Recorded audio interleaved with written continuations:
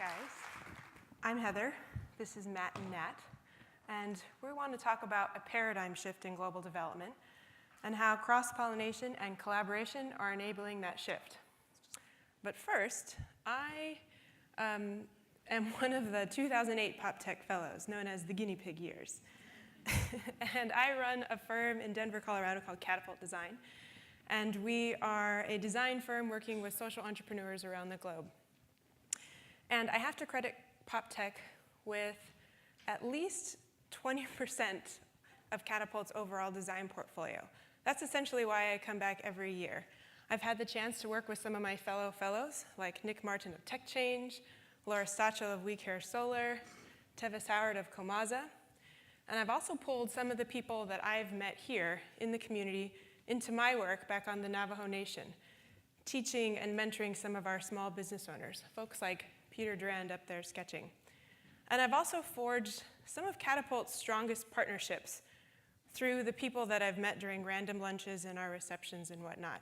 So I hope that's just a small testament of the power of this network and this community and this platform for some of the fellows.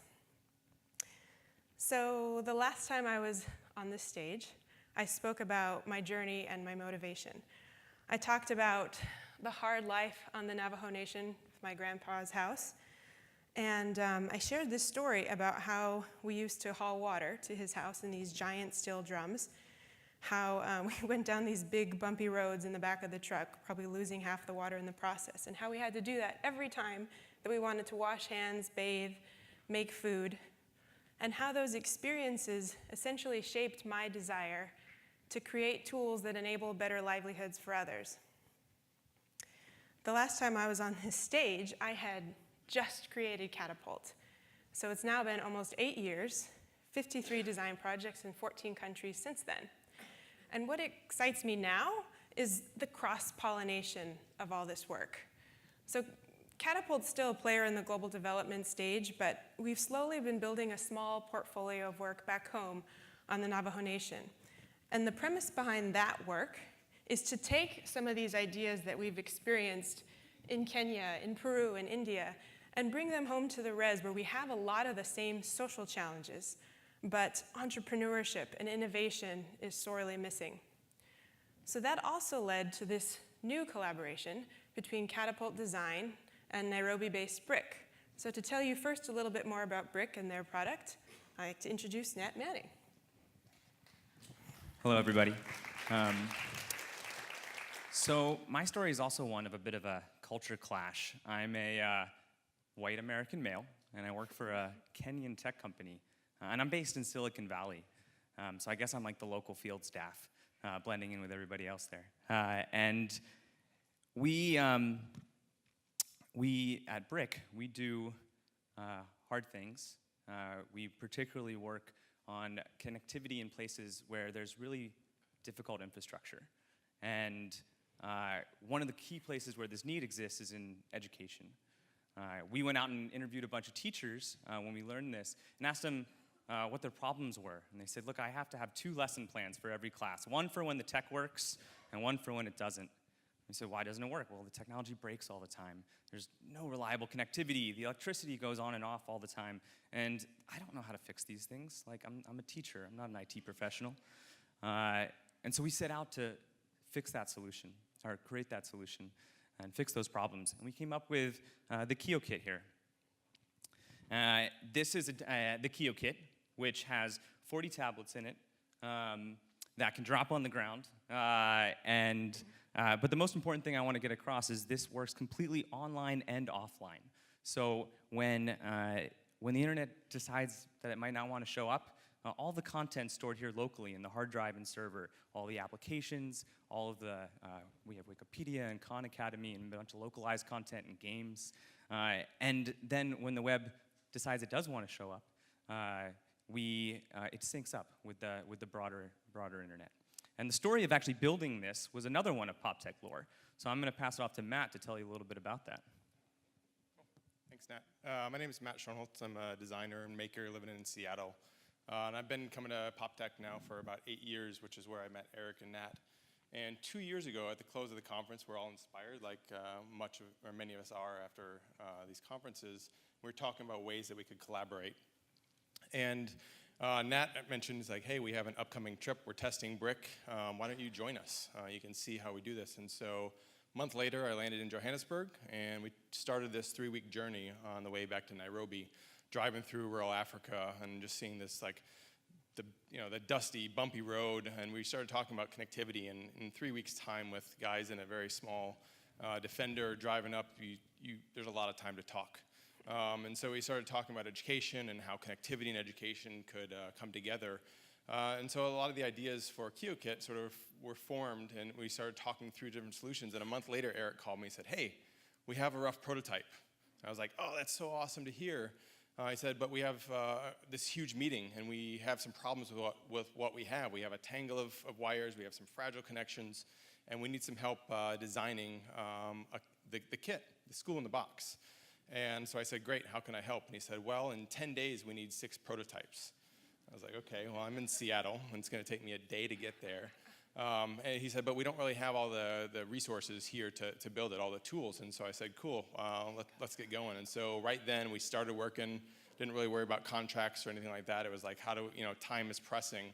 And so we got to working, and we talked through all the critical issues that we're having. So there's everything from how do you keep dust out of it? How do you keep water out of it? It's got to drop out of the back of a pickup truck and be okay. Kids are plugging in and out these micro USB points, and I was like, okay, well, that's seems like our number one point of failure right there is the fragile micro USB connection. So we realized that we had to design a solution that got rid of the cords. And so we came up with a very simple solution that uses the slots, and it has inductive coils inside there. So as soon as you slide one of the tablets down in the slot, it starts charging. So there's no physical connection. The professor can see when they're charging with the green lights, and it was just a very simple solution. We had some prior experience doing it, and that sort of solved the problem right there. And so it wouldn't have happened if it wasn't for tight collaboration and sort of the cross-pollination, as Heather was talking about, with the deep engineering knowledge that the BRCK team had, the contextual knowledge that they had in Africa, and then sort of the deep design experience that we had. And so coming together, Reg came over, we started building these, we were failing all the way up to day 8. We knew that we had to pull this thing together, and we finally did it. We pulled a couple all-nighters, sent Reg back with 6 of these cases on a plane Easter Sunday, and they got there for the meeting. And so it's awesome to see now they're sort of making them in Kenya. They're deployed in 9 countries, and really excited to hear what's next for Kio Kit. I'm going to jump through a few of these. So about a year ago, I was talking with some old colleagues at the White House, who actually, some of them are here at PopTech for the first time, and they asked, I was telling them about BRCK, and they said, we have a lot of these problems here in the United States too, particularly on tribal lands. And so I thought about it, and I said, well, I met Heather here at PopTech. And I called her up, and I didn't want to be presumptuous, right? I'm very used to seeing solutions looking for problems. And asked, hey, Heather, do you think that this could work here on the reservation? And I said, I don't know. But fortunately, I was heading to a conference on the res just outside of Tuba City in Arizona, and it was an education technologies conference. So I hosted a brainstorm there with Navajo educators and principals, and I was asking them, so tell me, what keeps you from doing your job in the way that you want to do it? And they had a lot to say. They had 2 hours of content worth to say. They talked about how the lack of connectivity, not just at home, but at work, makes things difficult. They talked about how kids can't engage in the classroom because they've already spent hours getting to and from school every day on the bus. They talked about how some of those kids without electricity at home, essentially, homework is difficult, if not impossible. And they talked about the lack of communication between teachers and their parents, particularly rural parents who don't have the resources to get into school to meet with teachers. And these sounded familiar to us. So what we decided was to start a pilot where we would bring little Kio Kit here over to our US educators on the Navajo Nation. And what's exciting about this project is that it completely challenges the development paradigm, where we are exporting US-based solutions and expertise abroad to solve our fixed problems.